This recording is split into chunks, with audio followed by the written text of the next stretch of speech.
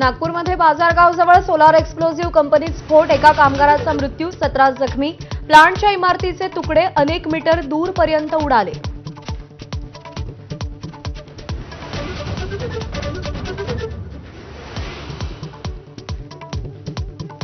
पंतप्रधान मोदींनी गणेशोत्सवामध्येच दिवाळी आणली. जीएसटीचे 5 आणि 18 असे दोनच स्लॅब राहणार. 12 आणि 28 स्लॅब 22 सप्टेंबरपासून रद्द होणार.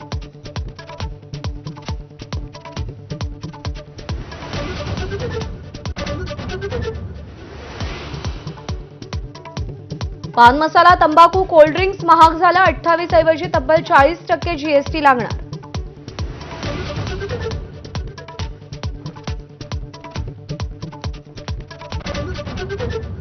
मराठा आरक्षणाच्या जीआर विरोधात गरज पडल्यास कोर्टात जाणार. सरकारविरोधात भुजबळांनीच दंड थोपटले. मंत्रिमंडळ बैठक आणि वर्षा निवासस्थानावरील स्नेहभोजनाकडे पाठ.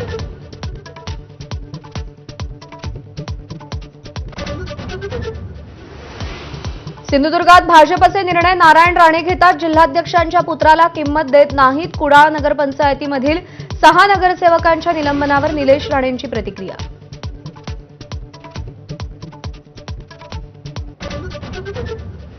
कर्जतमध्ये धर्मावर आधारित टाउनशिप उभी राहत असल्याच्या तक्रारीची मानवाधिकार आयोगाकडून दखल. सरकारकडे अहवाल मागितला.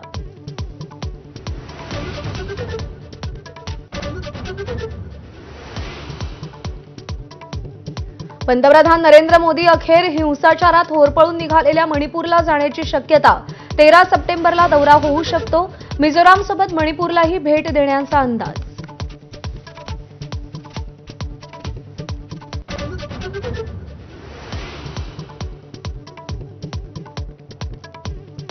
खासगी कंपन्यांमध्ये आता 9 ऐवजी 12 तासांची ड्युटी. राज्य मंत्रिमंडळाची मंजुरी. ओव्हरटाईमचा मोबदलाही मिळणार.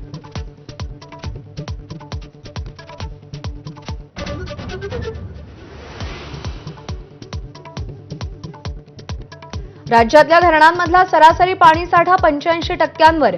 मोठ्या धरणांमध्ये तर 93% पाणीसाठा. पुणे आणि कोकण विभागात 97 तर नाशिकमध्ये 93% साठा.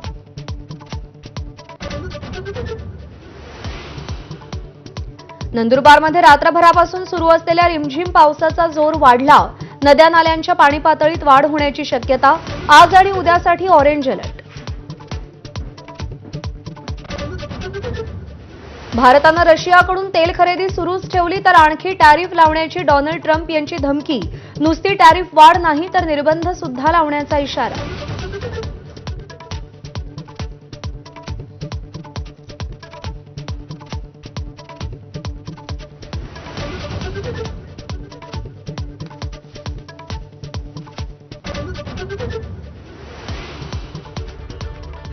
बुलेटिनमध्ये आपल्या सगळ्यांचं स्वागत.